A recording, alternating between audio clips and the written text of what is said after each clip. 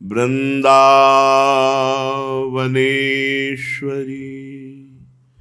तवैव पदारविन्दम्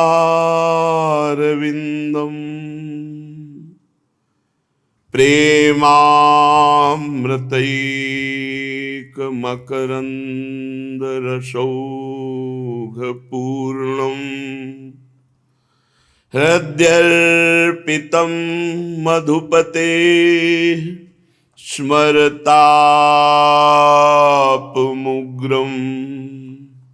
निर्वापय परमशीतलमाश्रयामि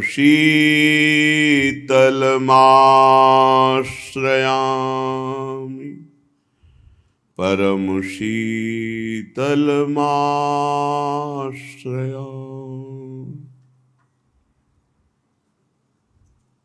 परम सच्चिदानंद घन प्रेमानंद स्वरूप नवनिभृत निकुंज महामहिम परम पावन श्री वृंदावन धाम, श्री वृंदावन धाम के लाडिले प्राणाराध्य प्राण प्रिय श्री युगल सरकार श्यामा श्याम, समस्त सहचरी वृंद, खग मृग पशु पंछी तरुलता, श्री यमुना रस रानी रजरानी, समस्त ब्रजवासी परिकर चरणों में कोटिशाह प्रणाम, कोटिशाह नमन नमस्कार। श्री स्वामिनी जी की कृपा से भजन करने का अवसर मिलता है। कई जन्मों की सुकृति भी सहयोग करते हैं इस मार्ग में आगे बढ़ने का,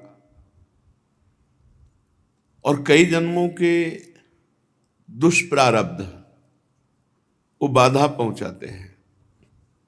पर बाधा उसी को परास्त कर सकती है जो गुरु वचनों में अवहेलनात्मक भाव रखता है। अगर गुरु वचन रूपी लक्ष्मण रेखा के अंतर्गत रहे तो माया कभी परास्त नहीं कर सकती। गुरु चरणों में अमानी होकर, अनन्य होकर उनके वचनों का पालन, माया नाम की चीज ही नहीं। क्या माया है हमें बताओ? ये माया है माइक, आपका सहयोग कर रहा है भक्ति में। ये कागज, इसमें लिखा हुआ ब्रह्म अक्षर, ये सब माया में। ये शरीर बैठा माया में, ये वाणी निकल रही है माया में। ये आपको माया से मुक्त कर रहे। भगवत विरोधी आचरण तो आपकी वासना ही माया है, और भगवत अनुकूल आचरण तो उपासना ही प्रेम और भगवान का साक्षात्कार है। ये बात समझना होगा। सिद्ध रामदास जी महाराज काठिया बाबा, उनको गुरुजी ने काठ पहराया था दंड रूप में कि तुम सो न जाओ। तो उनकी सेवा में एक शिष्य रहता था, बड़े बड़े धनी मानी पुरुष आते थे। उसको लगा कि खास असरफियां आदि इसके अंदर है, और जो नहीं करना चाहिए वो कार्य कर दिया। अपने गुरु जी के भोजन में जो नहीं मिलाना चाहिए मिला दिया। उस सिद्ध महापुरुष कोई फर्क नहीं पड़ा। बुलाया और काट काट के दिखाया, कुछ नहीं बेटा, अब आप विचार करो। सिद्ध ब्रह्मबोध संपन्न परमानंद स्वामी कई बार बताया, उनके शिष्य ने, ये क्या है? दूर का वचन पालन करके निकल गया, माया मुक्त हो रहा है, क्योंकि वो वचन पालन कर रहा है। और उसके हृदय में एक तड़प रहती है, काश मैं जिनके वचनों से ऐसी उन्नति को प्राप्त हो रहा हूं, अगर 10 मिनट भी मुझे उनकी सेवा का सानिध्य मिलता तो मैं अपना जीवन सार्थक समझता। और जिनको मिला हुआ है उनकी उन्नति कोई बिरला ही कर पा रहा है। क्यों? क्योंकि प्यार दुलार और बिना साधन के भगवदानंद तो वो बहक जाता है। जैसे मेहनत से कमा करके 100 रुपया ना, तो खर्चा करने में उसको पता चलेगा कि कितनी मेहनत की, तब 100 रुपया है। और पैर छू के 100 रुपया दे दिया, उसको खर्चा करने में आपको बिल्कुल विवेक लगाने की जरूरत नहीं पड़े, क्योंकि आपने कोई मेहनत नहीं की। तो गुरु कृपा बिना खर्चा के आपको भगवदानंद की मेहनत नहीं की ना, अपनी शक्ति ऊर्जा नहीं लगाई, तप नहीं किया, और वो कृपा से, तो वो अवहेलना करके वही आनंद उसे जब उफान में आता है, उसको सहन करने के लिए तपस्या चाहिए। उपवास, व्रत, नियम, संयम, इनके द्वारा उस आनंद को सा जाता है। अल्प सुख भोगी भूमा सुख का अधिकार खो देता है। इसलिए श्रीपाद बहुत जोर की बात कह रहे हैं, नीचे से श्लोक पढ़ते हैं क्योंकि अर्थ उसका नीचे से बनता है। स्वानंदम काष्ठ कुड्यादि वदपि वसताम राति वृंदा टवीयम। अब ऊपर से यत्राश्रूणाम प्रवाहस चलति नयनता संत्य सर्वांग रोमो भेद स्वेद प्रकंप छिति लुंठन मुहु स्वार्स मूर्छादि भावा। ये अष्ट सात्विक विकार है। तादृग भक्ति प्रवाहदपि खलु परतोत्यद्भुत स्वानुभावात। किनका? बोले जो वृंदावन में काष्ठ और दीवार की भांति अपने जीवन को समर्पित कर दिया है। वृंदावन को काष्ठ, ईटा मारो, हाथ जोड़ो, पैर छू, कोई उसको फर्क नहीं पड़ता। दीवार, कोई फर्क नहीं पड़ता। एक बार देवर्षि नारद जी महाराज जनक जी के पास गए, राज सिंहासन पर बैठे, चंवर डुलाए जा रहे हैं सब। देवर्षि नारद जी ने कहा, मैं आपसे एक प्रश्न करना चाहता हूं। आप देह से राजा बने हुए बैठे हुए हैं, सब आपका विलासिता पूर्ण जीवन, सब राज वैभव, आप विदेह राज कैसे हैं? आपको विदेह राज का, विदेह माने जीवन मुक्त महापुरुष, शरीर का कोई भी प्रभाव उसके ऊपर नहीं है। कावी सभा है, फिर किसी दिन उत्तर दे देंगे, आज आप यहीं निवास कीजिए। महल में व्यवस्था की। अवधूत दत्तात्रेय जी भी महाराज कहते हैं, कभी कभी मैं राजाओं के महलों में होता हूं, कभी कभी मैं फुटपाथ में राख में होता हूं, कभी कभी अच्छे पदार्थ पाता हूं, कई कई दिन भूखे रहता हूं। इस शरीर का जैसा प्रारब्ध होता है उसके अनुसार हम देखते रहते हैं। देवर्षि नारद जी जब महल में शयन किए तो रात्रि के 12 बजे विदेहराज जनक जी का आदेश हुआ, अपनी अर्धांगिनी को जाके नारद जी के साथ लेट जाओ। नारद जी भगवत चिंतन में थे। संतों की रात्रि भगवत चिंतन में व्यतीत होती है, वो नींद भी भगवदाकार होती है। देखा कोई स्त्री लेटी तो सर के। अब इतने बड़े महान ज्ञानी की अर्धांगिनी कोई अज्ञानी तो होंगी नहीं, जो शियाजू की माँ कहलाने का सौभाग्य प्राप्त किया। और शक्लें, वो और शक्लें। और जब दीवाल मिल गई तब उधर मुंह करके चैन से रात्रि व्यतीत की। फिर देखा भी नहीं कोई है कि नहीं, थोड़ी देर में वो चली गई। देवर्षि नारद जी स्वयं आवेश में गए और जनक जी से कहा, ये क्या परिहास है? विश्वास करके आपके महल में टिके पता नहीं कौन सी स्त्री थी हमारे। क्या हुआ महाराज? वो हमारे साथ शयन कर गए। फिर क्या हुआ? मैं थोड़ा सा शकील था। फिर क्या हुआ? जब दीवाल मिल गई तो मुझे चैन। तो स्त्री को दीवाल क्यों नहीं समझ लिया? दीवाल को दीवाल मान लिया, स्त्री को दीवाल नहीं माना। यही भेद है तुम्हारी उच्च अवस्था में और हमारी अवस्था में। एक दिन गए दर्शन कर ले जनक जी के, तो देखा एक हाथ वक्षा स्थल पर और एक पैर अंगीठी में, उसके दाह से जल रहा है, और एक हाथ वक्षा स्थल में। देखा विदेहराज की स्थिति, न वक्षा स्थल के सुकोमल स्पर्श का कोई सुख और नाग्नि के ताप का दुख। तो उनका, महाराज मैं आपकी महिमा से अनभिज्ञ था। दीवाल को दीवाल मानते हो और उसे दीवाल क्यों नहीं? वो भी पांच भौतिक, वो भी पांच भौतिक। दीवाल की भांति या काष्ठ की भांति जिसने अपने जीवन को वृंदावन में समर्पित कर दिया है, ये सब अभागी जन है। अरे इस देह को ही तो संवार रहे हो, इस देह को ही तो सजा रहे हो, इस देह का ही तो तुम्हें अभिमान है। क्या तुम समझते हो गुरु आज्ञा की अवहेलना करके तुम परम पद में चले जाओगे? शरीर को सुख में निमग्न किया और हृदय वासनाओं से जल रहा है। क्या होगा इससे? क्या होगा इससे? ये अज्ञानी जीव समझते हैं कि हम बहुत अपनी माइंड से, अपनी प्रवीणता से हम माया पर विजय प्राप्त कर लेंगे। पारसमणि है, लेकिन लोहे का टच ना हो, बिल्कुल एक जगह रखी हो, थोड़ा टच में अंतर हो, सोना नहीं बनेगी। ये सब टच रहित है, कनेक्शन ठीक नहीं है। बल्ब सही है, बोर्ड सही है, बिजली सही है, तार सही है, लेकिन इतना अंदर गया है, दिखाई दे रहा बोर्ड में गया, लेकिन कनेक्शन नहीं हुआ। ऑन ऑफ करते रहो, बिल्कुल नहीं जलेगा। ऐसे ही अन्य कनेक्शन वाले, ये परमार्थ सब कनेक्शन हो। जननी जनक बंधु सुत दारा, तन धन धाम सुहृद परिवारा, सबकी ममता ताग बटोरी, मम पद मनहि बांधि बर डोरी, समदर्शी इच्छा कछु नाही, हर्ष शोक भय नहीं मन माही, अस सज्जन मम उर्बस कैसे। प्रभु कह रहे लोभी हृदय बसहु धन जैसे, जैसे लोभी हर समय धन का, ऐसे मैं अपने भक्त का चिंतन करता हूं, पर कौन भक्त? जाना ही नहीं परमार्थ, माना ही नहीं भगवत भाव को। ऐसा आकर्षण माया का है, दैवी हेषा गुणमयी मम माया दुरत्यया।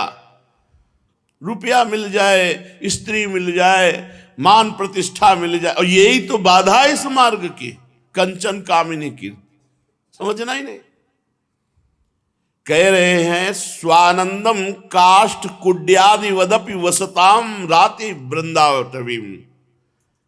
जो स्वानंद प्रकट होता है उसमें उस उपासक का जीवन काष्ठवत, दीवारवत होता है। जैसे दीवार में थूक दो, कोई फर्क नहीं, चंदन लगा के पूछ के प्रणाम कर दो, कोई फर्क नहीं, मान अपमान निंदा स्तुति इससे कोई मतलब नहीं उसको। ऐसे काष्ठवत, दीवारवत, मृतवत। यहां क्या क्या सुनते हैं, क्या समझते हैं? अरे सत्संग में रोज नई बात पकड़कर अपने दोषों को निकाला जाता है। अगर अपने दोषों को ना निकाल पाए तो फिर फायदा क्या हुआ? प्रभु के प्रति आत्मसमर्पण न हुआ। इसी देह का तो भाव मिटिया मेट करना है, ये समझ में नहीं आता। और इसी देह को सजाना, इसी देह के प्रति भाव रखना, और कुमार्गगामी पुरुषों से संसर्ग रखना, कुमार्गगामी जनों का संग करना। तो सत्संग तो वैसे ही लाभदायक नहीं हो पाएगा जब कुसंग कर रहे हो।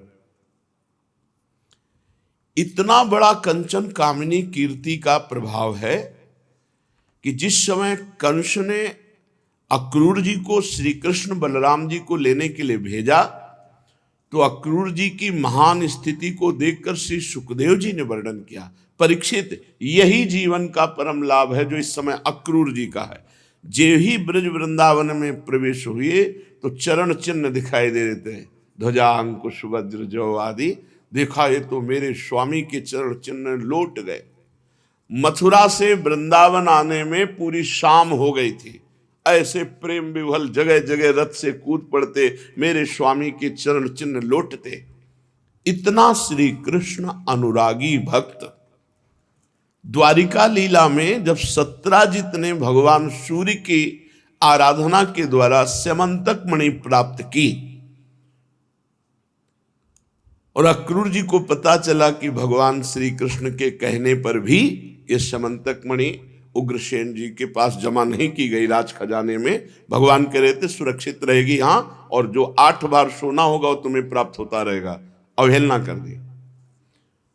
संयोगवशात उनके भाई प्रसेनजीत वो गले में मणि डाल करके शिकार खेलने गए, सिंह ने मार डाला। और वो मणि ऐसा समझा कि मानो कुछ खाद्य वस्तु है, तो अपने दांतों पे दबा के तेजोमयी मणि प्रकाशित जा रही थी, जाम्बवान ने देखा, घसीट के मार डाला और मणि लेकर गुफा के अंदर प्रवेश हुए, तो वो चरण चिन्ह बने हुए थे। सत्राजित ने पूरी द्वारिका में फैला दिया कि हमने श्री कृष्ण का कहा नहीं माना, इसलिए श्री कृष्ण ने हमारे भाई का भी अपहरण कर लिया और स्यमंतक मणि। जब ये बात भगवान ने सुनी तो बहुत से गणमान्य द्वारिका के लोगों को लेकर के जिधर शिकार खेलने गए वहां देखा घोड़ा मरा है, थोड़ी देर बाद देखा प्रसेनजीत भी मरा है, फिर आगे सिंह के पैर देखे तो उसके सहारे गए तो देखा गुफा के द्वार पर सिंह मरा है। तो द्वारिका वासियों से कहा आप रुकिए, हम गुफा में जाते हैं, समंतक मणि का पता लगा। वहां गए तो देखा समंतक मणि जाम्बवती जी लिए खेल रही थी। तो धाय मां चीख पड़ी तो जाम्बवंत जी आए, कई दिन तक युद्ध हुआ, फिर जाना मेरे भगवान ही श्री राम ही श्याम के रूप में अवतरित हुए हैं। तो जाम्बवती जी को समंतक मणि को दिया। सत्राजित बहुत लज्जित हुए क्योंकि प्रसेनजीत मारे गए। वो पूरी कहानी जब उनको पता चली तो बहुत कि मैंने व्यर्थ में निंदा की। तो सत्यभामा जी का ब्याह करके समंतक मणि दहेज में देना चाहो, उनका नहीं, आप ही रखिए समंतक मणि, मुझे नहीं चाहिए। प्रभु सत्यभामा जी को लेकर निमंत्रण में हस्तिनापुर गए हुए थे। प्लानिंग हुई, सत्राजित को मार डालो और समंतक मणि ले लो। तो सुधनवा नाम का, शायद सुधनवा ऐसे ही नाम था, वो तैयार हो गया। कृतवर्मा और अक्रूर जी ने सलाह दी, मार डाला और सत्राजित को और मणि ले ली समंतक। जब ये खबर गई भगवान वहां आए और पीछा किया उसका। जब उसको पता चला कि भगवान मुझे मारना चाहते हैं, भागा। बहुत भागने पर बलराम जी भी साथ थे, भगवान श्री कृष्ण भी, उसका घोड़ा थक गया, भगवान ने उसे मार डाला। सुदर्शन चक्र से परम पद प्रदान किया, पर उसके पास समंतक मणि नहीं निकली। वह समंतक मणि कहाँ है? भगवान ने ही तलाशी ली थी। बलराम जी ने कहा जब इसने मारा है सत्राजित को तो इसी के पास होगी। भगवान ने कहा नहीं, इसके पास तो नहीं, किसके पास हो सकती है? आप इसका पता लगाइए, हम विदेहराज से मिल करके आते हैं। विदेहराज से मिलने के लिए बलराम जी चले। अब भगवान बड़े चिंतित किए। कृतवर्मा तो पहले ही भाग चुका था कि अगर पता चला कि हमारी सलाह थी तो मारे जाएंगे। और अक्रूर जी भी काशी चले गए और काशी में बड़ी बड़ी यज्ञ, क्योंकि 8 बार सोना रोज देती थी, बहुत प्रभाव था समंतक में। जब सुना तब बुलाया और कहा चाचा जी आपके पास समंतक मणि है, आप अपने पास ही रखना, पर सत्यभामा आदि को दिखा दीजिए, क्योंकि अधिकार तो इन्हीं का है।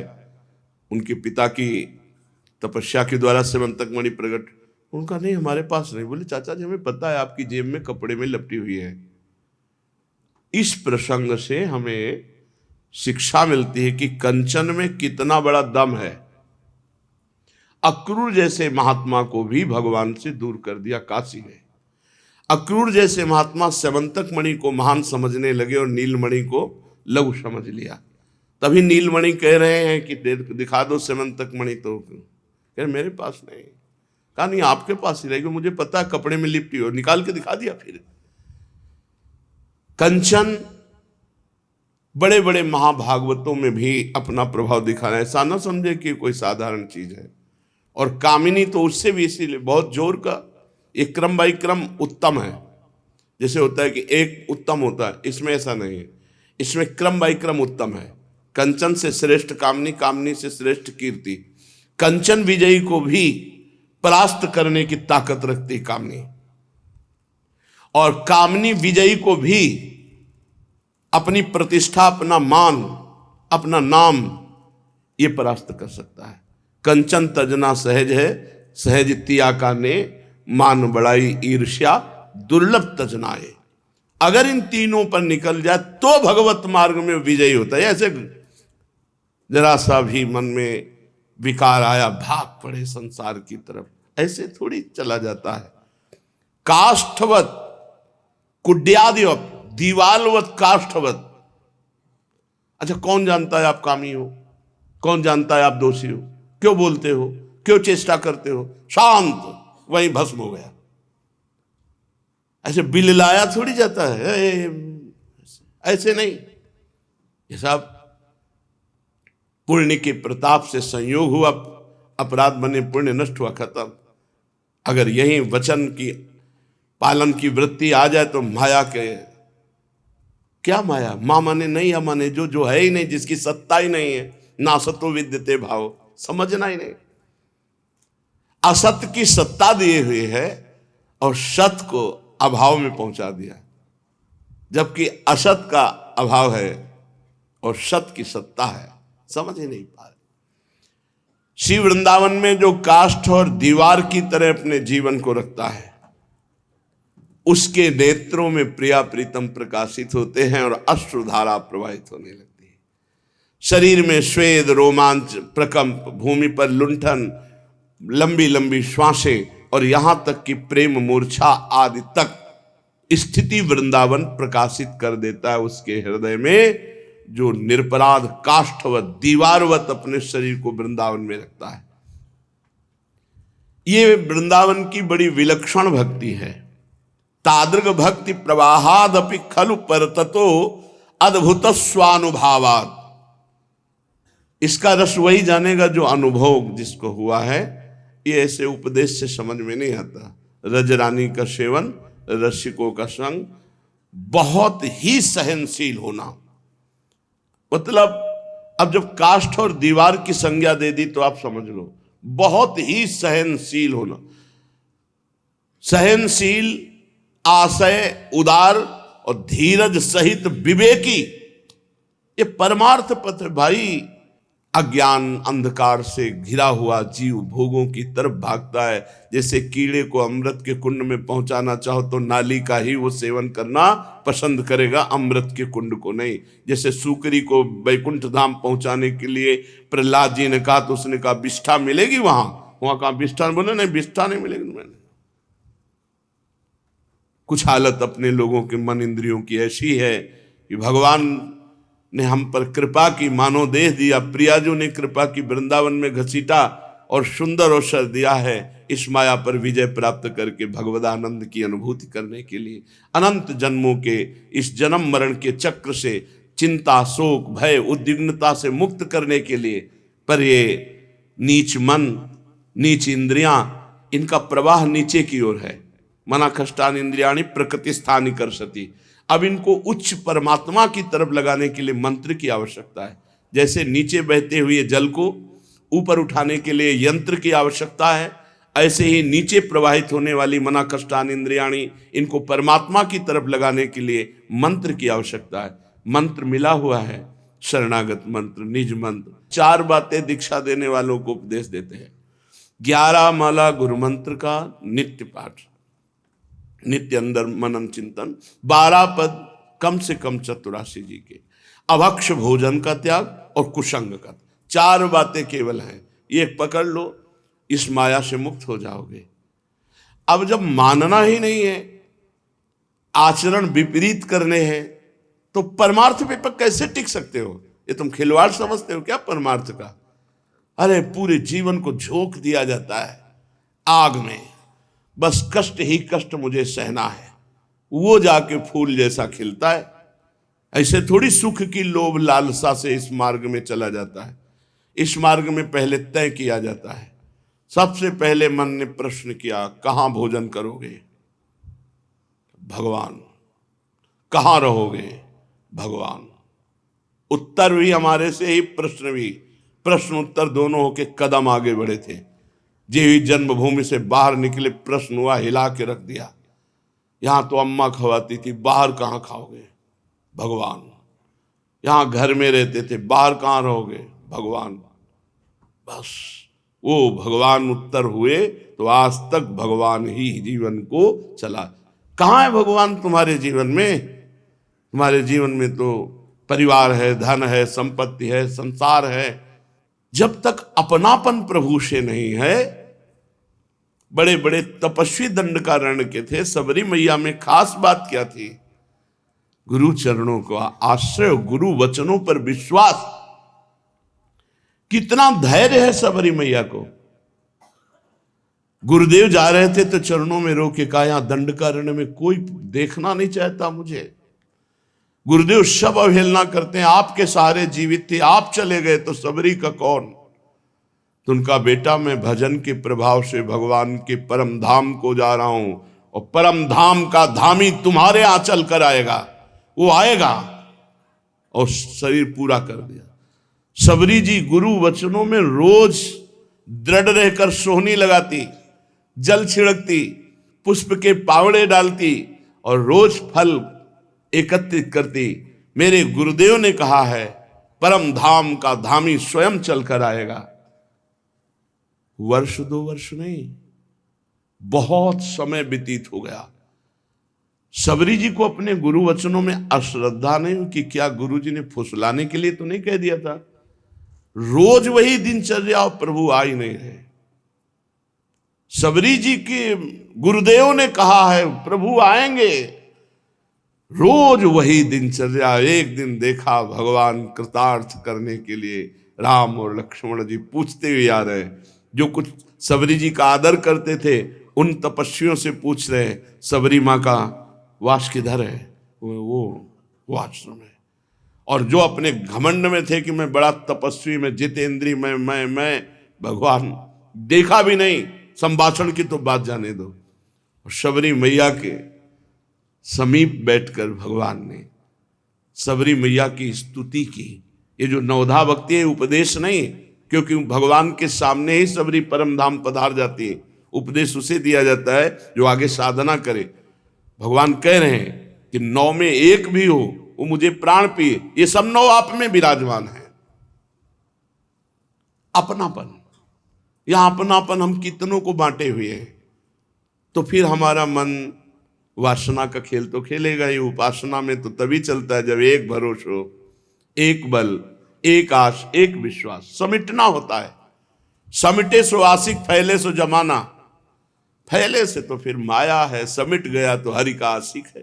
वृंदाटव्याम नव्याम भोदः श्यामो राधा प्रेमोद्दामः तस्यास्याम भोज भ्राजन माध्वी तृष्णा कृष्णो व्याधवः।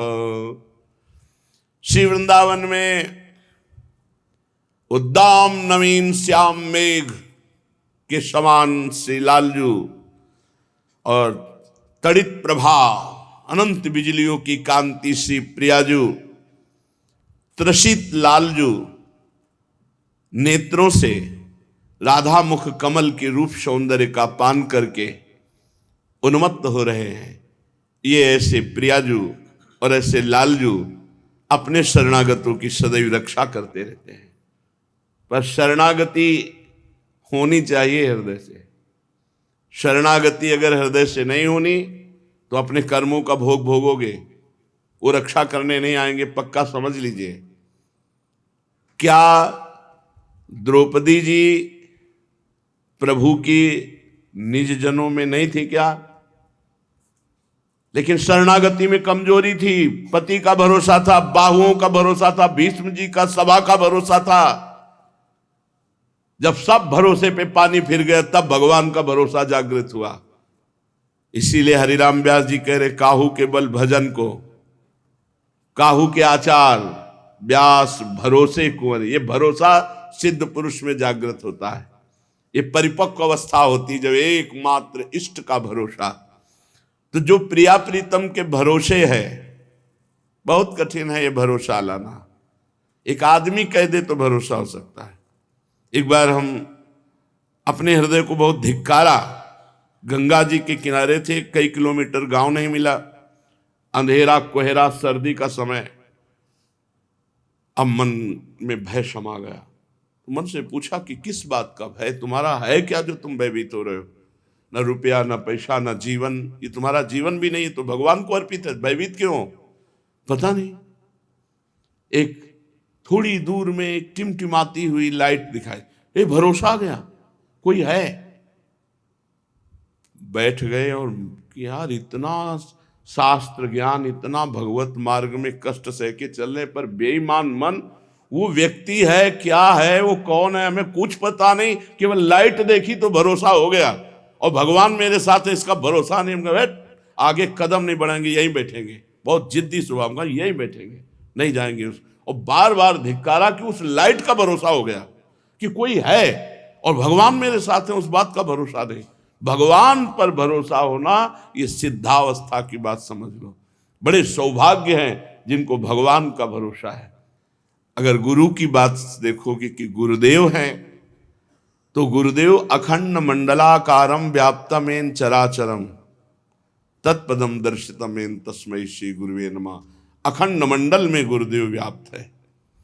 अगर गुरुदेव तो ब्रह्मानंदम परम सुखदम केवलम ज्ञानमूर्तिम द्वंद्वातीतम गगन सदस्तम तत्वमस्यादि लक्ष्यम एकम नित्यम विमल अचलम सर्वधि साक्षिभूतम भावातीतम त्रिगुण रहितम सद्गुरुम तम नमामि। अभी गुरु को पहचाना नहीं, गुरु को जाना नहीं, गुरु को व्यक्ति माना, गुरु को भरण पोषण का एकमात्र आश्रय माना, अभी गुरु तत्व को नहीं जाना। अगर गुरु पे भरोसा हो जाए, इष्ट पे भरोसा हो जाए, तो ऐसी जगह जाके बैठ जाओ जहां कोई तुम्हें देखता नहीं। अगर भोजन न करवा दे तो मुझे बता देना। ये हम अपने सब जीवन के अनुभव की बात कहते हैं, पर कुछ ऐसा रहा भगवान की कृपा की, भरोसा कभी किसी का नहीं हुआ, एकमात्र भगवान को बचपन से। ये मतलब अहेतुकी कृपा हरि की रही, ऐसा कभी मन में नहीं आना चाहिए किसी उपासक को, क्योंकि ये भरोसे को डिगाता है। गुरु तत्व भरोसा है, गुरु तत्व सत्य है, गुरु तत्व विश्वास है, गुरु तत्व श्रद्धा है। अगर ये चीजें नहीं है तो अभी गुरु को समझा नहीं, मनुष्य माना। मनुष्य रूपेण हरि स्वयं, जब सर्वत्र हरि है तो गुरु में हरि नहीं। तो हरि जब है तो भरण पोषण की सेवा हरि है, संपूर्ण ब्रह्मांडों का भरण पोषण हरि करते हैं। फिर हमें चिंता क्या है? मेरे गुरु हरि हैं, हरि गुरु, गुरु गोविंद ने भेद कराई, और भरण पोषण की उनकी तो विश्वंभर, फिर मुझे क्या चिंता? अभी हमने समझा नहीं। तो ये शरणागति हमारी जो कमजोर है, इसको पुष्ट कर लो, नहीं आंधी आएगी माया की और उड़ाकर बहुत दूर गंदगी में डाल देगी। ये मलमूत्र के द्वारों के भोगने की लालसा गंदगी है भाई। ये कोई सच्चिदानंद सुख है? सब भोग ही रहे हैं, सब भोग ही रहे हैं। भोग करके फिर भोगने की तृष्णा और बार बार जन्म मरण, यही तो खेल है इसका, माया का। उठो, जागृत हो, शरणागति पुष्ट करो। बहादुर कुछ ही होते हैं, कायर लाखों की संख्या में होते हैं। छाती पे गोली खाने वाले कोई बिरला ही होते हैं। ऐसे यहां सीधा प्रहार सहा जाता है भगवत मार्ग में। ये शेरों का मार्ग है, गीदड़ों का नहीं। ये जो भगवत मार्ग है शेरों का मार्ग है। एक बार उदास खिन्न बैठे थे, एक बड़े कृष्णकाय संत आए, कृष्णकाय एकदम बड़े मौजियल संत थे, बड़े मस्त संत थे। कैसे बैठे? प्रणाम किया, नई अवस्था दी। अरे कितने युद्ध हैं, तुम लोगों को लड़ने थोड़ी पड़ रहे हैं, तुम्हारे सामने ही नहीं है वो। तुम तो किले के अंदर हो, यहां तो चौड़े में मैदान में। तो उनसे कहा, चल चला चल राह में अनुभूतियों का ले सहारा, कौन तेरा साथ देगा व्यर्थ में किसको पुकारा। पूरा पद याद था, बहुत समय से विस्मृत। पूरे पद में ऐसी जोश, फिर उठे, फिर भागे, बस गंगा के किनारे भागो। जहां हम कहीं निराशा की एक किरण भी उदय होने वाली होती थी, वही ज्ञान का भास्कर किसी न किसी संत से ऐसा मिल जाता, फिर ज्वाला झकपकती। फिर हमें नहीं नहीं, भागो, आगे बढ़ो, आगे बढ़ो। ये लौटने वाला मार्ग नहीं। कायर, कायर जो कदम पीछे बढ़ा दे। शूरवीर योद्धा को जब घाव होता है तब उसके जोश चढ़ता है। अगर जान है तो हम शत्रु की जान लेकर के ही नहीं, उसके अंदर जोश चढ़ता है। और कायर खून दे करके भाग करके जाता है। ऐसे परमार्थ पथ है, यहां काम का, क्रोध का, लोभ का, मोह का, मद का, मत्सर, सीधा वार सहा जाता है छाती में। राधा राधा, कदम आगे। जब तक उनके चरणों का आश्रय नहीं लोगे, विश्राम नहीं मिलेगा, शांति नहीं मिलेगी, निर्द्वंदता नहीं आएगी, एकमात्र। अगर हम वैराग्य भावना से चल रहे हैं, भगवान का एकमात्र भगवान, ये हम रोज सत्संग में कहते हैं, इसको बैठा लो। माता पिता परिवार रिश्तेदार नातेदार भाई बंधु कोई भी आता है, हम बड़े प्यार से मिले। जब सबसे मिलते हैं तो उनसे मिलने में क्या है, नमस्कार प्रणाम जैसा संबंध, प्रेम की बात, भगवत चर्चा, कैसे हो, महान सुख है। भगवान की शरण में क्या दुख है, बड़ी कृपा है, आप सबका आशीर्वाद है भगवान। नहीं कोई समस्या नहीं, कोई समस्या नहीं, कोई समस्या नहीं। हर समस्या का समाधान तो भगवान के चरणों में मिलता है। आपके आशीर्वाद से भगवान के चरणों में लग गए, अब तो कोई नहीं। सहत सहत बाढ़े भगति गृह तन गुरहित। और अगर ये सोचो कि समस्या नहीं, तो हम आपसे कहते हैं आपने समस्या देखी ही नहीं। सर्दी का समय पूरे वो जो एक मार्किन वो भी भींज गई है, ओढ़ने के लिए कंबल नहीं। एक आश्रम में गए तो उनका, अब यहाँ तो पर्सनल संत, आप बाहर से आए पता नहीं संत हो कि नहीं, क्योंकि ऐसा रूप था। जटाएं केवल एक, अचला केवल, तो उनका अपने संत समाज में तो ऊपर एक कमरा, उसमें ना खिड़की ना दरवाजा, वो गंगा जी की हवा चले और गीले कपड़े, पूरी रात आनंद रहा। मंत्राकार वृत्ति। जब ज्यादा ठंडी लगती ना तो गंगा जी के जल में घुस के खड़े हो जाते थे, क्योंकि गंगा जी का ऊपरी जल ठंडा होता है, नीचे का जल गर्म होता है। कैसे कैसे वार सहे, तब भगवत मार्ग में आगे बढ़। जिंदगी में हाथ का पंखा नहीं रहा, हाथ का पंखा, इसलिए आपको तो कष्ट ही नहीं है। और ये न सोचिए कि उस कष्ट का बिना अनुभव किए हुए हम भगवत प्राप्ति नहीं। सेवक जी महाराज कह रहे, श्री हरिवंश प्रताप नाम नौका निज खेवक, भव सागर सुख तरत निकट हरिवंश जो सेवक। सुख पूर्वक भव सागर तर जाओगे। तो बोले फिर आपको क्यों कष्ट दिया गया? क्योंकि आपके दिमाग को कंट्रोल करने के लिए कष्ट दिया गया, दिमाग को। अगर आप हमारे दिमाग में केवल दिमाग लगाए रखोगे, तुम्हारे दिमाग को कोई हैक कर ले, विश्व में पैदा नहीं हुआ। लेकिन मोहि कपट छल छिद्र न भावा, हमसे कुछ बोलो पीछे कुछ आचरण करो, फिर हमारे बस का खेल नहीं रहेगा। ये छल कपट का मार्ग नहीं है, ये विशुद्ध विश्वास का मार्ग है। कम से कम एक जगह तो विश्वास करो, गुरु चरणों में तो सत्य बोलो, गुरु चरणों में तो छल कपट मत करो। लेकिन बाप बलिहारी है, वही छल कपट करेंगे जहां से मंगल होना है। तो मारती लात माया इतने दूर पहुंचा देती है कि वो सुख का अनुभव करते हैं मलमूत्र के भांडों में, उसमें समझते हैं बड़ा, कहां फांसी में फंसे थे, अब कितना सुख है।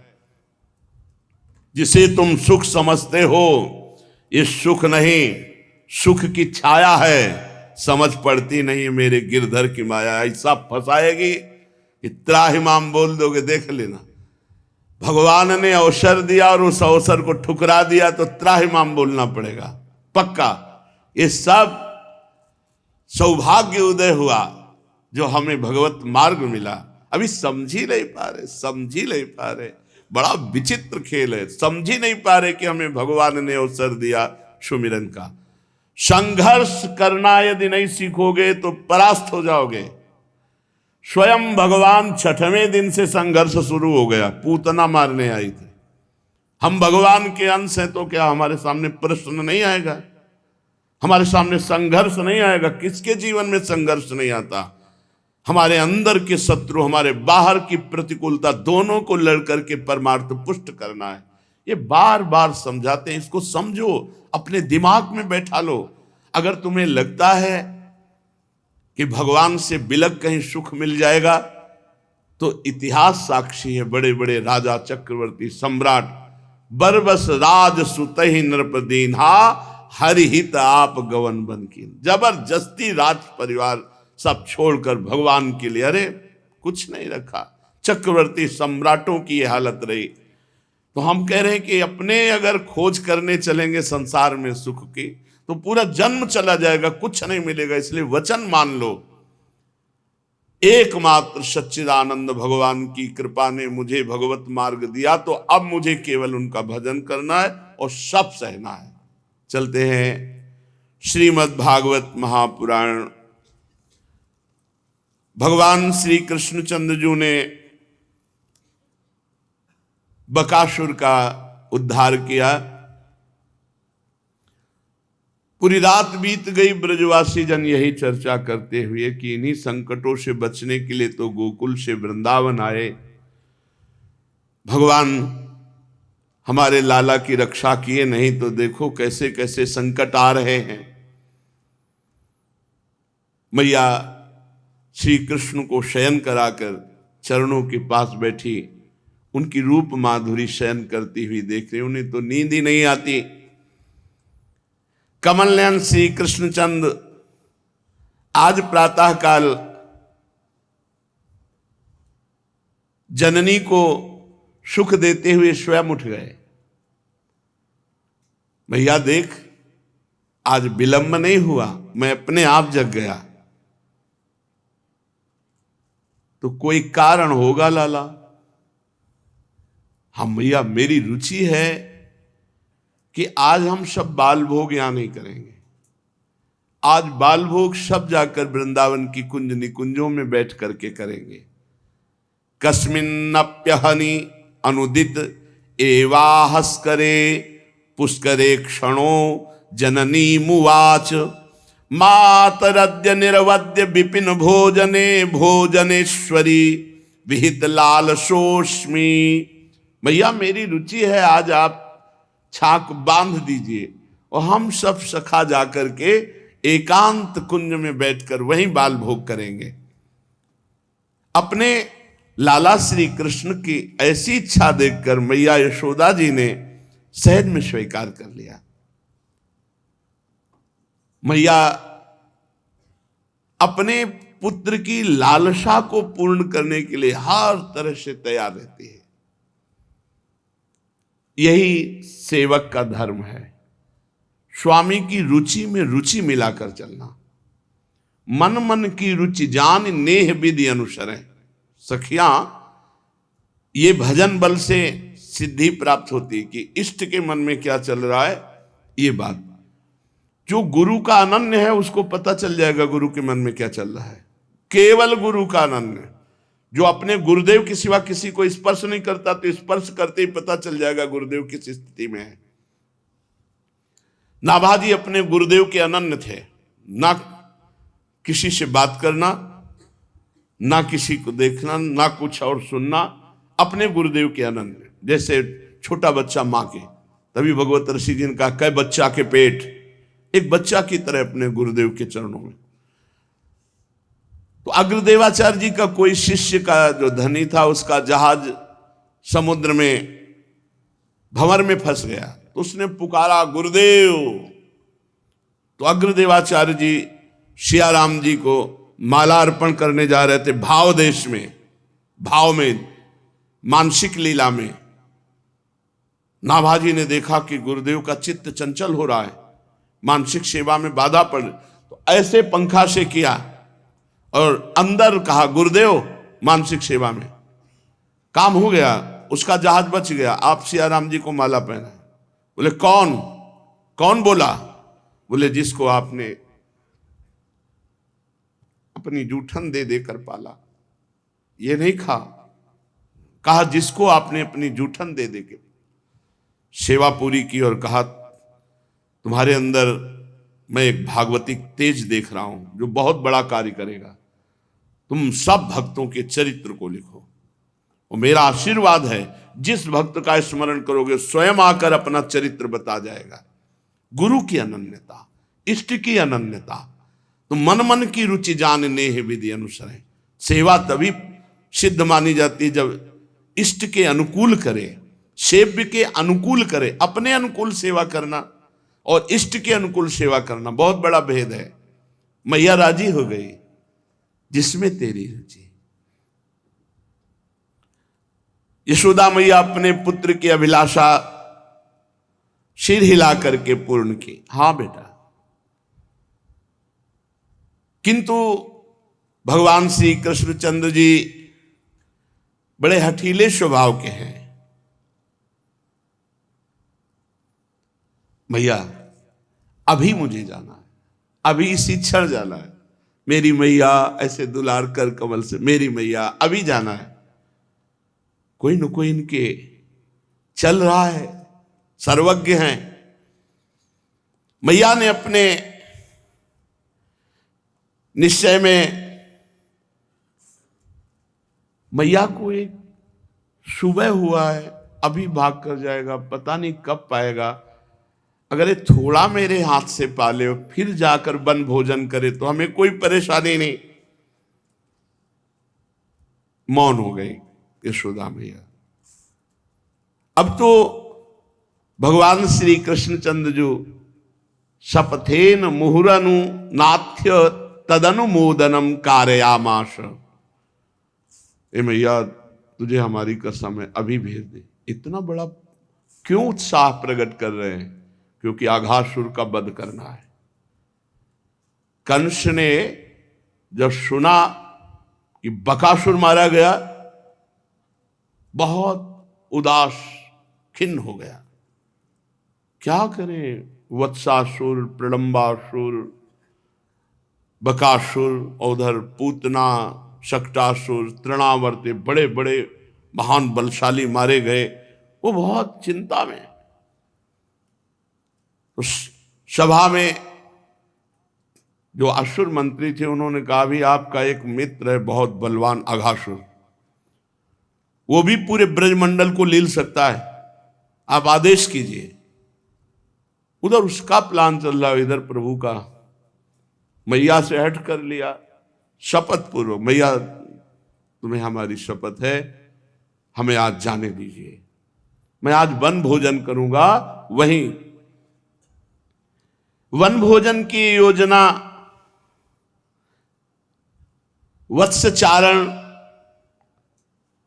के समय ही बना ली थी भगवान ने, क्योंकि जब बकासुर को मारा था तो पता चल गया भगवान को, भगवान तो सर्वज्ञ है, कि अब अघासुर की प्रवेश वृत्ति यहां होने वाली, ब्रज में एंट्री उसकी होगी, तो उसकी व्यवस्था क्या करनी है। तो भगवान ने पहले ही सोच लिया था, जल्दी उठना है और यहीं आके प्रसाद पाने वाली लीला करनी।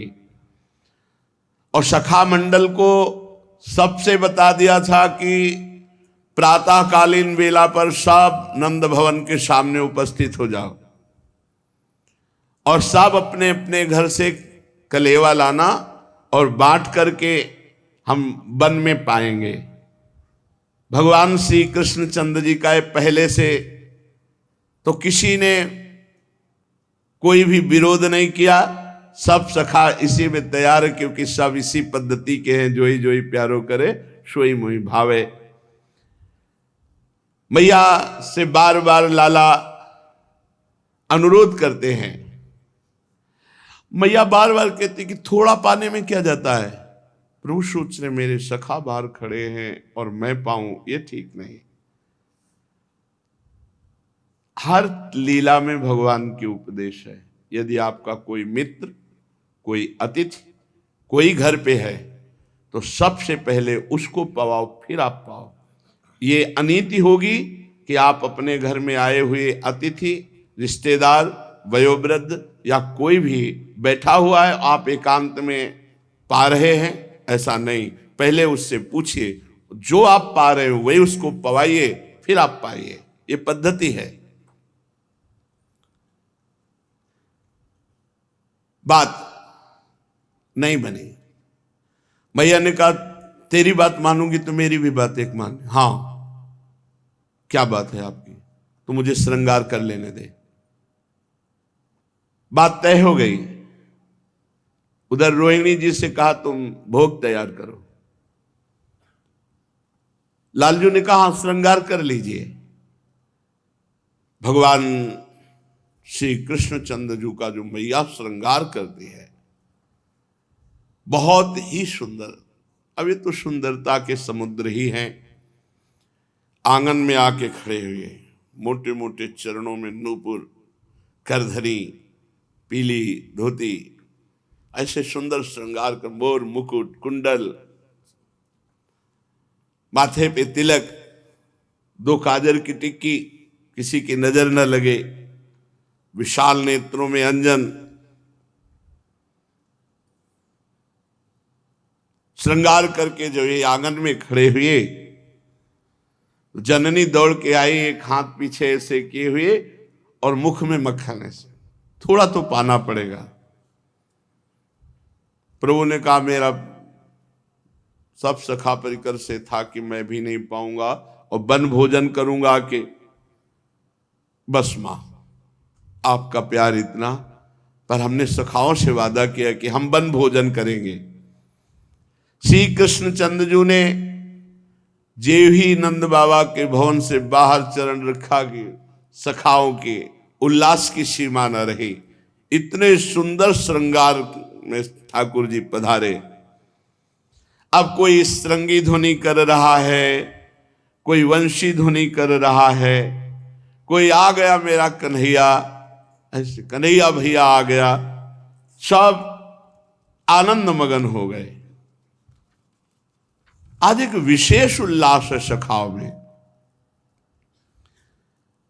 जननी भी इस विचार में मगन है कि बिना कहे उठ गया, नहीं तो बहुत इसे दुलार करके उठाना पड़ता है। और सर्वाश्चर्य की आज अभी प्रातःकालीन बेला है और ये सखा सभा करके पहले से ही विराजमान है। अब तो पूरा परिकर वन की तरफ चल पड़ा।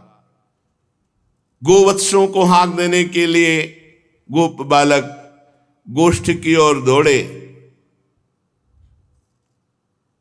भगवान श्री कृष्णचंद्र जी अपने बछड़ों को सब अपने अपने गोष्ठों से एक में मिला देते हैं।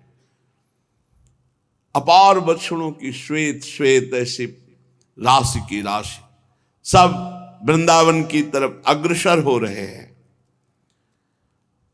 बछड़े उनके बीच बीच में गोप बालक और सबसे पीछे श्री कृष्णचंद्र जी। समस्त ब्रजवासी बालक भगवान की मुख माधुरी देख करके उल्लसित होते हैं। क्वचित बनाशाय मनो दधद्ब्रजात प्रातः समुत्थाय वयस्य वत्सपान् प्रबोधयत् श्रृंगरवेण चारुणा विनिर्गतो वत्स पुरस्सरो हरिः। आज प्रभु का ऐसा रूप है कि हर गोप बालक मुड़ करके देख रहा है।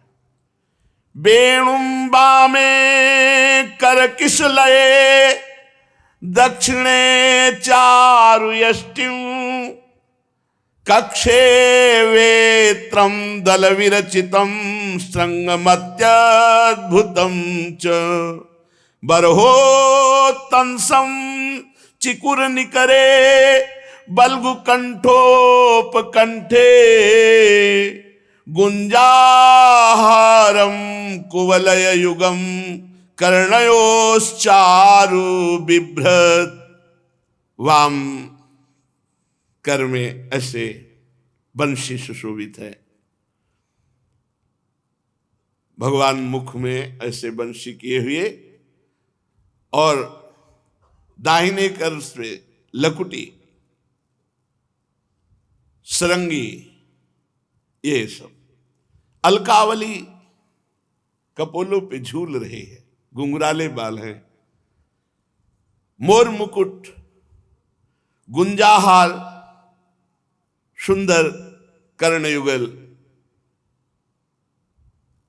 बहुत सुंदर शोभा श्री लालजू की है। कुंडल जब ऐसे तो कपोलों पे कांति पड़ती है। और हार, गुंजाहार के साथ रत्नहार, रत्न के जटित बाजूबंद। आज तो प्रभु का अद्भुत रूप समस्त गोप बालक अपने सखा श्री लालजू को देख देख करके बहुत आनंदित हो रहे हैं। असह्य आनंद आ रहा है। असह्य माने सहा नहीं जा रहा। अधिक से अधिक सब गोपों ने भोजन सामग्री अपने बालकों को, गोप बालकों को बांधी, क्योंकि पता है सब मिलकर पाएंगे और पता है सब श्री कृष्ण को पवाएंगे, इसलिए अच्छे अच्छे माखन मिश्री, छाछ, बहुत सी सामग्रियां।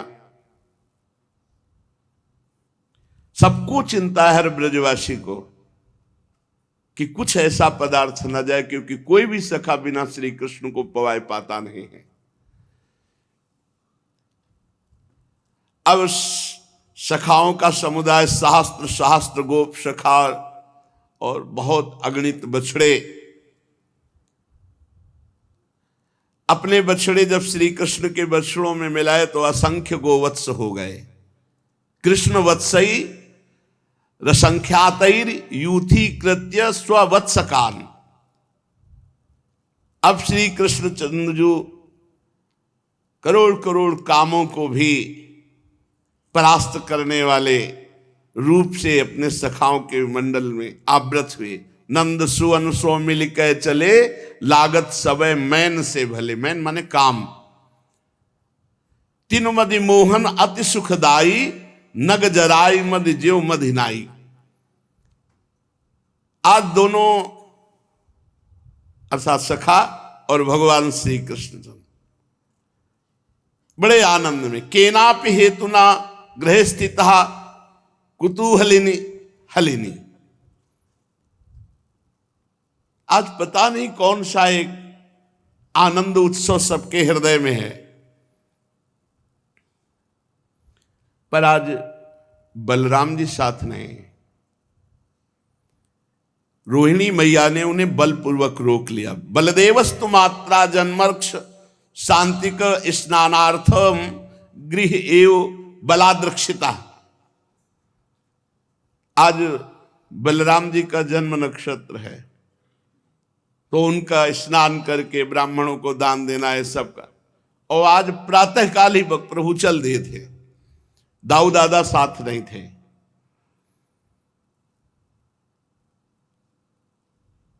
दाऊ भैया ने सखाओं से जाके पहले कह दिया था, इसकी सुरक्षा रखना, आज मैया मुझे जाने नहीं दे रही, मुझे बहुत चिंता लग रही है, सुबह से चल रहा है, कुछ ना कुछ घटना तो नहीं है, क्योंकि इसका कोई ये क्या सोच रहा है, क्या करेगा, कोई जान नहीं सकता। इसलिए सखाओं से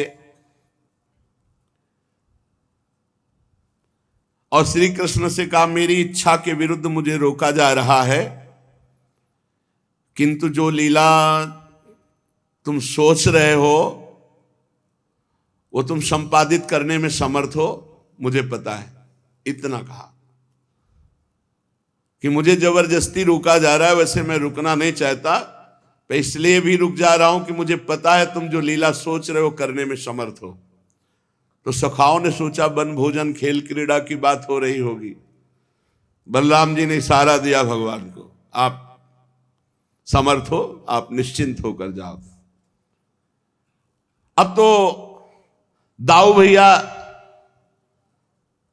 ऐसा कुछ हुआ कि किसी को स्मृति नहीं कि दाऊ भैया हमारे साथ हैं कि भी नहीं है। नवीन उत्साह अरविंदाक्ष कमल नयन भगवान श्री कृष्ण के चंचल नेत्र सब सखाओं के मुखमंडल पर, कोई गुंजा, कोई कांच, कोई मुक्तामणि, कोई स्वर्ण निर्मित आभूषणों से रचना किए हुए ग्वाल बाल सखा सब, और नीलमणि मनोहर श्रृंगार किए हुए। अब उनकी क्रीड़ा आरंभ हुई बाल सखाओं की। विविध प्रकार की बाल चेष्टाएं प्रभु करते, जैसे साधारण बालक खेलते ऐसे ही।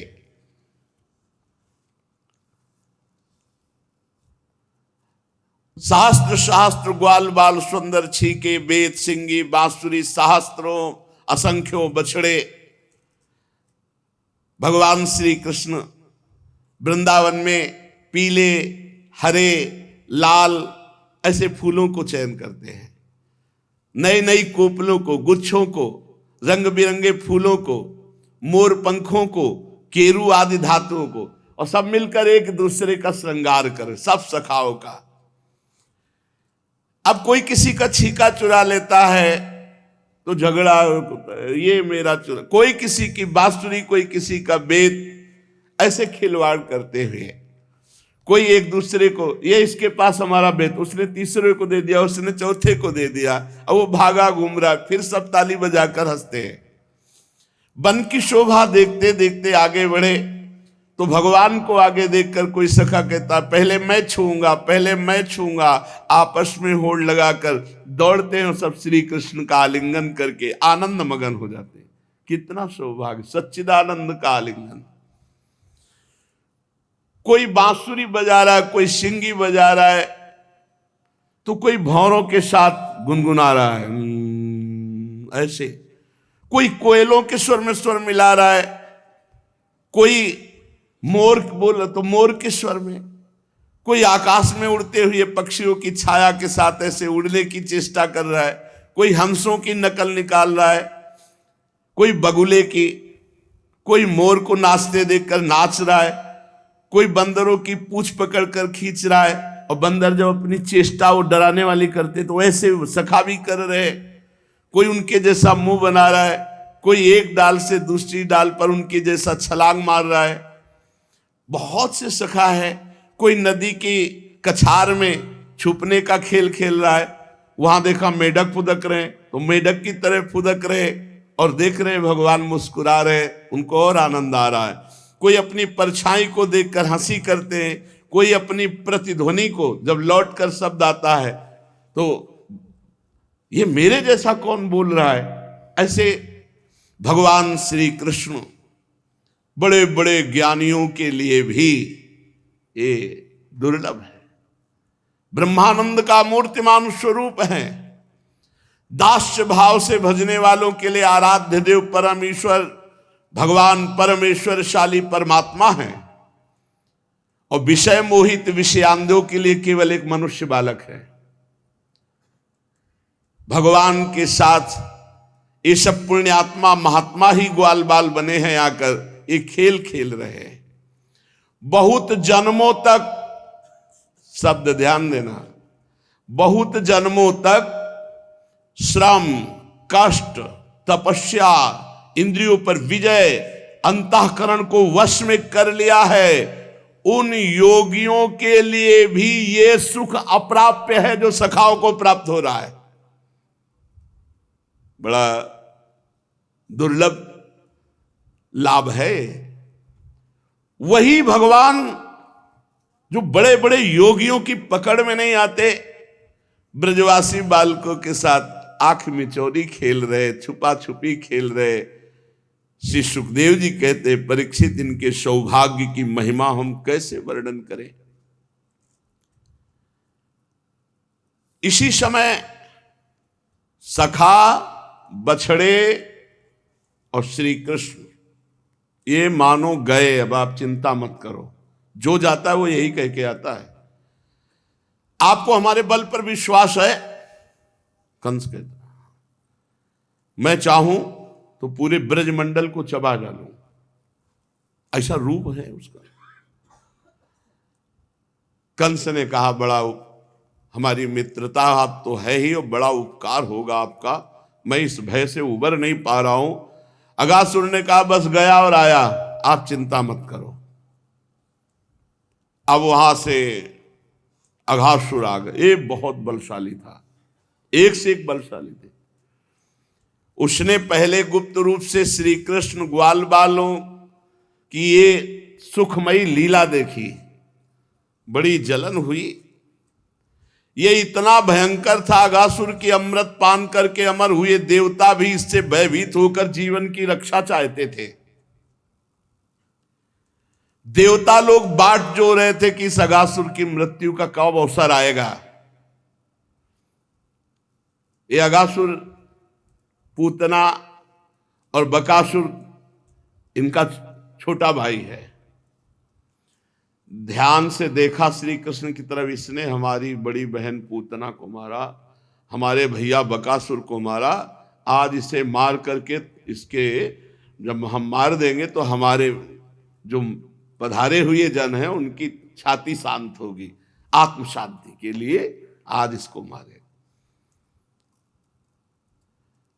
वो श्री कृष्ण श्री दामा ग्वाल बालों को देखकर मन ही मन सोचने लगा, मेरे सगे भाई बहन को मारने वाले, आज तो जिंदा नहीं बचेगा, आज मैं तुझे मार डालूंगा। जब मैं इसे मार डालूंगा तो मेरे भैया और बहन को तर्पण की तिलांजलि, और सारे ब्रजवासी श्री कृष्ण के बिना अपने आप मर जाएंगे। जब उनके सब सखाओं को श्री कृष्ण को मार देंगे तो ब्रजवासी तो ऐसे ही मर जाएंगे। मृत्यु से ब्रजवासी अपने आप मर जाएंगे, ऐसा निश्चय करके दुष्ट दैत्य अजगर का रूप धारण करके लेट गया, जिधर से सब बछड़े और सखा खेलते हुए आ रहे थे। कितना बड़ा अजगर का शरीर था? 1 योजन 4 कोस बड़ा। 4 कोस कितना लंबा होता है? बहुत। 1 योजन और ऊंचाई पर्वत के समान, बड़ा अद्भुत। उसकी नियत थी एक झटके में बछड़ा, सखा, श्री कृष्ण सबको निगल जाने की, इसलिए उसने अपना मुंह फाड़ रखा था। और अजगर में एक आकर्षण शक्ति होती, जैसे उसके सामने शिकार आया तो वायु घसीटती है, और जब पकड़ लेता है तो उसकी पकड़ से उसके शरीर को काट डालो तभी बचना होता नहीं, उसकी पकड़ इतनी जोर की होती है, बचना नहीं हो सकता। अजगर की पकड़ देखो, भीम नहीं बच पाए। अजगर की जब पकड़ हुई, नहुष जी अजगर के रूप में थे, जब पकड़ में लिया तो भीम महाबलशाली, फाड़ के फेंक दे कितने अजगरों को। भीम के स्वरूप का जब वर्णन आया है कि जब ये वो पुष्प लेने के लिए जो द्रौपदी के पास उड़कर आया था, द्वितीय पुष्प लेने के लिए, जब ये पर्वत की तरफ जा रहे थे तो बड़े बड़े वृक्षों को चकनाचूर करते हुए, मद बहाते हुए, हाथियों को घूंसे से धराशायी करते हुए, अपनी ताल और गर्जना से सिंहों को भयभीत करते हुए, तभी हनुमान जी ने कहा ये उग्र रूप लेके जा रहे हैं, कोई न कोई इनको साप दे देगा, ये ऋषियों का क्षेत्र है, ये सिद्धों का क्षेत्र है। तो हनुमान जी रास्ते में बैठ गए। पवन पुत्र ये भी और पवन पुत्र वो भी। वृद्ध वानर रास्ता दीजिए, हटाइए पूछ। उनका कही दिया है वृद्ध हैं तो हम अपनी पूछ उठा नहीं सकते, आप उठा दीजिए। मतलब मजाक समझा है, हटाओ पूछ। अरे बूढ़ा हूं, उठा के पूछ अगर चले जाओगे तो क्या हो जाएगा? क्योंकि नांगना ये किसी भी विवेकी, किसी भी जीव को नहीं नांगना चाहिए। जैसे कोई पड़ा है तो इसे नांग कर नहीं जाना चाहिए, नहीं उसके सुकृत नष्ट हो जाते हैं। अब यहाँ किसी को पता है नहीं, पशु पक्षी को भी नहीं नांगना चाहिए। अगर कोई ऐसे पशु है तो नांगना नहीं, साइड से निकल जाओ। नांगने से सुकृत नष्ट हो, लात मारने से सारे सुकृत नष्ट हो जाते हैं। किसी को, अब शास्त्रों को तो सुनते पढ़ते बहुत कम लोग हैं। भीम नांग सकते थे लेकिन नांगा नहीं, क्योंकि सुकृत नष्ट हो जाए, इसलिए कहा पूछ हटाओ, तो आप हटा लो। भीम ने कहा तो तुम्हारे प्राणों पर अब बनने वाली है, क्योंकि तुम हमारी आज्ञा का उल्लंघन करते हो। और वो हिली नहीं, पूछे, दोनों हाथ से उठा फिर भी नहीं हिली, पूरी ताकत लगा दी फिर भी नहीं। हनुमान जी ने कहा बूढ़ा हूं, शक्तिहीन हूं, लगा लो ताकत। तो हाथ जोड़ के कहा आप हमारे बड़े भ्राता पवन पुत्र हनुमान है क्या? तो मुस्कुरा दिया। तब कहा प्रभु आप ऐसी लीला क्यों कर रहे हो? क्योंकि तुम भाई आगे जाओगे तो तुम्हें शाप मिल जाएगा, क्योंकि तुम जैसी भावना में उन्मत्त हो गए। ऐसे महाबलशाली भीम को जब नहुष ने लपेटा, अजगर रूप में थे, त्राहिमाम बोल गए अजगर की लपेट से। ये तो कहो युधिष्ठिर जी आके प्रश्नों का उत्तर दे, वो अजगर योन से मुक्त हो गए, बच गए। अब ये अघासुर 4 कोस लंबा शरीर फैला के, गुफा जैसा मुंह, नीचे के ओठ पृथ्वी पे, ऊपर का ओठ बादलों से, कंदराओं के समान जबड़े, पर्वत शिखर की नुकीली ऐसी दाढ़ें, मुंह के भीतर घोर अंधकार गुफा जैसा, और जीभ ऐसी लग रही थी कि इस गुफा में प्रवेश करने की सड़क है, और सांस दावा नल के समान धधक रही थी। अगासुर को देख करके गोप बालकों ने कहा देखो देखो, ये तो हमने देखा ही नहीं वृंदावन की शोभा, ये कितना कौतुक, देखो देखो, ये तो ऐसा लगता है जैसे अजगर का मुंह हो। वो समझ रहे हैं वृंदावन की शोभा है। कोई कहता मित्र भला बताओ तो ये हमारे सामने जो ये दृश्य है, इसमें ऐसा सही नहीं लग रहा कि ये अजगर का खुला हुआ मुख है। दूसरे ने कहा हाँ हाँ, सूर्य की किरणें पड़ने से ये जो कुछ लाल लाल दिखाई दे रहा है, ऐसा लग रहा है कि अजगर का ऊपरी ओठ है, और बादलों की परछाई से जो नीचे का दिखाई दे रहा है वो लग रहा है ये नीचे का ओठ है। तीसरे ग्वालवाल ने कहा हाँ हाँ, देखो तो सही, ये दाईं और बाईं ओर की गिर गुफा कंदराएं ऐसा लग रही अजगर का जबड़ा है। ये ऊंची ऊंची शिखर पंक्तियां तो साफ साफ इसकी दाढ़े मालूम दे रही। चौथे सखा ने कहा भाई ये लंबी सड़क बीच से जा रही है, ऐसा लग रहा है कि ये गुफा के अंदर प्रवेश करने का अजगर का मुंह है। अगले ग्वालवाल ने कहा देखो गरम गरम सांस आ रही, हमें लगता है जंगल में कहीं आग लग गई। क्या इस सांस का मेल बैठ रहा है इस दृश्य से, ऐसा लगता है अजगर के अंदर से आ रही, मानो मरे हुए जीवों की मांस की दुर्गंध हो, ऐसी आ रही। एक ने कहा ए भाई इस रोड से चल के देखते हैं ना अंदर, क्या है सही में अजगर है? अगर अजगर होगा तो निगल जाएगा। अरे भाई अगर निगल गया तो मेरा कन्हैया बकासुर के समान फाड़ के फेंक देगा इसे, ये ठसक है। ए डरना क्या, मेरा कन्हैया है, जैसे बकासुर मारा गया ऐसे अगासुर मारा जाएगा। ये मेरा कन्हैया मुझे छोड़ नहीं सकता। ये दो बातें अंदर बैठे, ये मेरा कन्हैया मुझे छोड़ नहीं सकता, अगर ये मारने की चेष्टा की तो ये भी मारा जाएगा, मेरा कन्हैया है। यही ठसक तो बहुत भगवत कृपा से आती है। अब भगवान श्री कृष्ण ने देखा कि सही में से अजगर को ये गुफा समझ रहे हो, रोड समझ रहे हो, सब ताली पीटते हुए सब सखा, अजगर बने हुए अगासुर ने कहा मेरी बात बन गई, प्रयत्न भी नहीं करना पड़ा, शिकार सब अपने आप आ रहा है। सब सखा कि एक नई रचना वृंदावन की, चलो देखते हैं। 4 कोस लंबी ऊंचा मुख, ताली पीटते हुए श्री कृष्ण की तरफ देखते हुए, प्रविश नगर की जय सब काजा, हृदय राखी कौशलपुर, कोई अमंगल नहीं कर सकता। घुस गए अगासुर के मुख में, बढ़िया रोड है कोमल कोमल, उसकी जबान में। भगवान श्री कृष्ण ने सोचा अरे इन्हें सच्चा अगासुर जो अजगर बना हुआ है इनको तो खिलौना प्रतीत हो रहा है। अच्छा, भगवान की दृष्टि में कुछ छिपा तो रहता नहीं। समस्त प्राणियों के हृदयों में निवास करने वाले भगवान ने सोचा कि अच्छा वो अभी किसी सखा को खाया नहीं, क्योंकि इंतजार कर रहा मुखिया तो आवे अंदर। भगवान श्री कृष्ण ने सोचा अब सखाओं को बचाने के लिए हमको जाना पड़ेगा, इसके मुख में जाना पड़ेगा।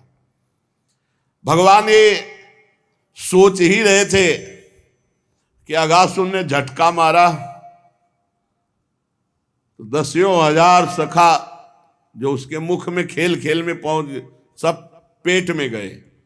अब भगवान ने सोचा कि अब तो ज्यादा देर रहने पर सबकी मृत्यु हो जाएगी, तो अच्छा जहां पूतना गई है बकासुर गया है, इसको भी भेजना पड़ेगा। भगवान दौड़ लगाई और उसके मुख में आ गए।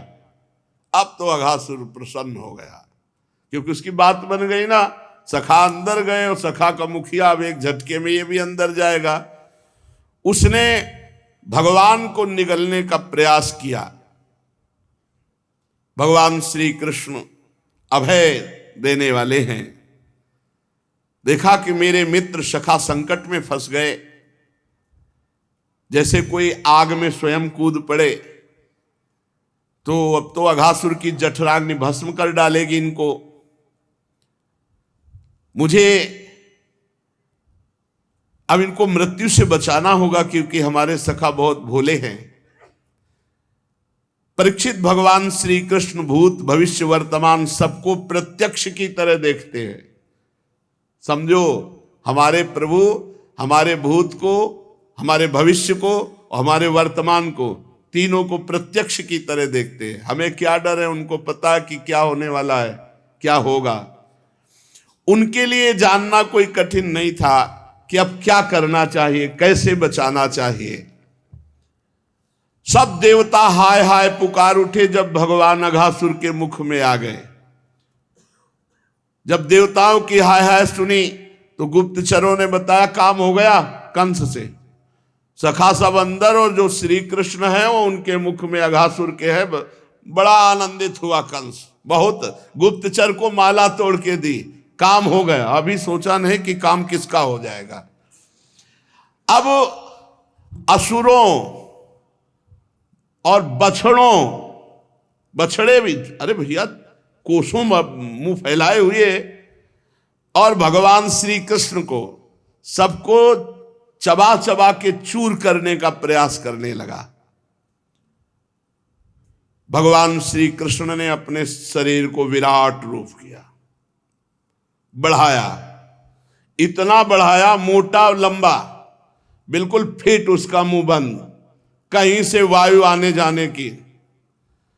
अब थोड़ी देर में प्राणवायु रुक गई, आंख उलट गई, व्याकुल हो गया, छटपटाने लगा, शरीर रुका।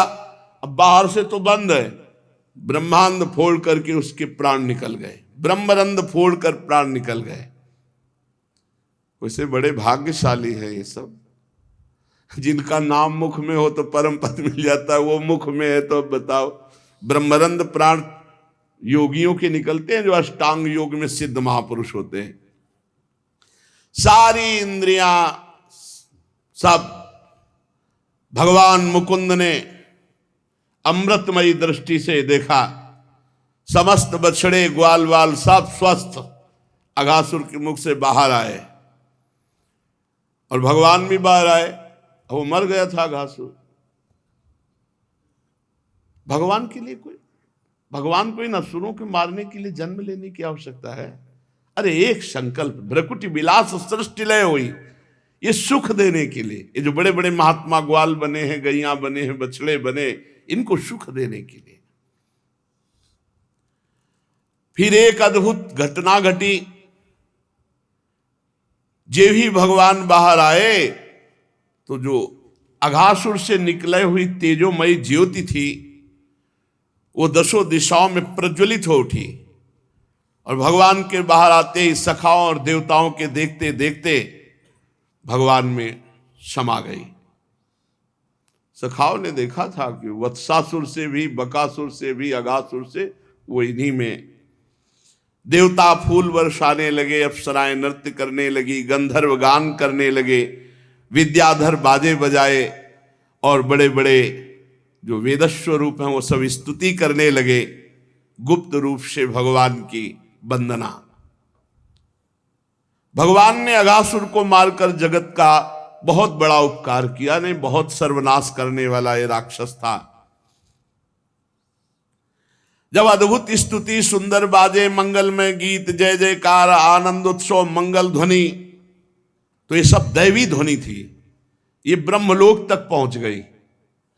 ब्रह्मा जी ने ध्वनि सुनी तो क्या हुआ, सोचा कहां क्या हुआ, तो वो हंस पर चढ़ करके जहां ध्वनि हो रही थी आए तो देखा वृंदावन के आकाश में सब देवता वो ध्वनि कर रहे।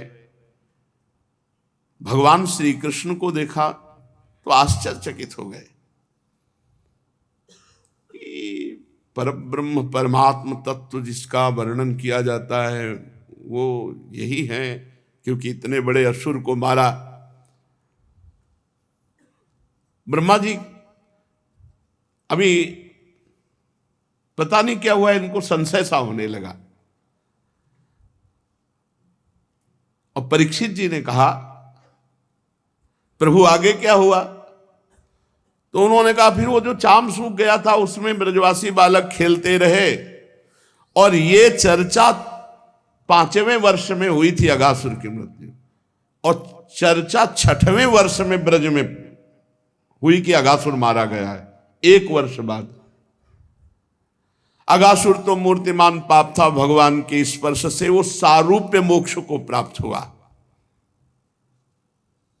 ये कोई आश्चर्य की बात नहीं, क्योंकि परमात्मा श्री कृष्ण के स्पर्श से सारूप्य मोक्ष मिलना कोई दुर्लभ बात नहीं।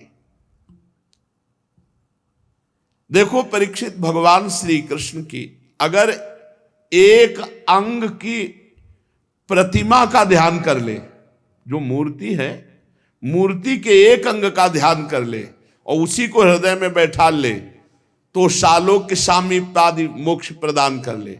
फिर साक्षात भगवान उनके मुख में चले गए अघासुर के। अब उसे भगवत प्राप्ति में कोई संदेह, क्योंकि भगवान स्वयं प्रवेश कर गए। परीक्षित जी ने बात पकड़ी, कहा भगवान आपने अभी कहा कि 5वें वर्ष की लीला 6ठे वर्ष में ब्रज में कही गई, तो ये एक समय कालीन लीला 1 वर्ष बाद क्यों कही जाती है? महायोगी गुरुदेव, इसमें कोई आश्चर्यपूर्ण रासपूर्ण घटना है, कौतूहल है, आप कृपा करके बताइए, क्योंकि अपने अधिकारी शिष्य को गुप्त से गुप्त बात गुरु बता देते हैं। इसमें कोई न कोई भगवान की विचित्र लीला हुई है। भगवान के परम प्रेमी परीक्षित जी ने जब ये प्रश्न किया तो सुखदेव जी ने कहा, परीक्षित तुम बड़े भाग्यवान हो, बड़ी एकाग्रता से भगवान की चर्चा सुन रहे हो। यही श्रोता का कि बड़ी सूक्ष्मता से उसे सुनना। भगवान के प्रेमी भक्तों में तुम्हारा स्थान सर्वश्रेष्ठ है, तभी तो तुमने इतनी चतुराई से बात पकड़ ली और प्रश्न किया। तुम भगवान की लीला कथा बहुत ध्यान से सुन रहे हो, तुम्हें भगवान के संबंध में प्रश्न करने का और सरस बनाने का ये बड़ा सौभाग्य मिला। रसिक संतों की वाणी और कान और हृदय ये केवल भगवान के लिए होते हैं। वाणी से भगवान की लीला गायन, नाम कीर्तन, नाम जप, कान से भगवान की लीला श्रवण, नाम कीर्तन सुना, हृदय से भगवान की सेवा और भगवान का चिंतन। ये भक्तों का, संतों का स्वभाव होता है कि भगवान की चर्चा में नया नया रस, नूतन नूतन रस। 100 बार यही चर्चा हो तो उनको नया नया लगेगा, मानो पहली बार सुन रहे हैं।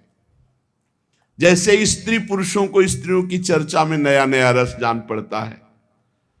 परीक्षित तुम एकाग्र चित्त से श्रवण करो। यद्यपि भगवान की लीला अत्यंत रहस्यमयी, फिर भी मैं तुम्हें सुनाता हूं, क्योंकि दयालु आचार्यगण अपने प्रेमी शिष्य को गुप्त रहस्य भी बतला दिया करते हैं। यह तो मैं कह चुका हूं कि भगवान श्री कृष्ण अपने साथी ग्वाल बालों को मृत्यु रूप अघासुर के मुंह से बचा लिया।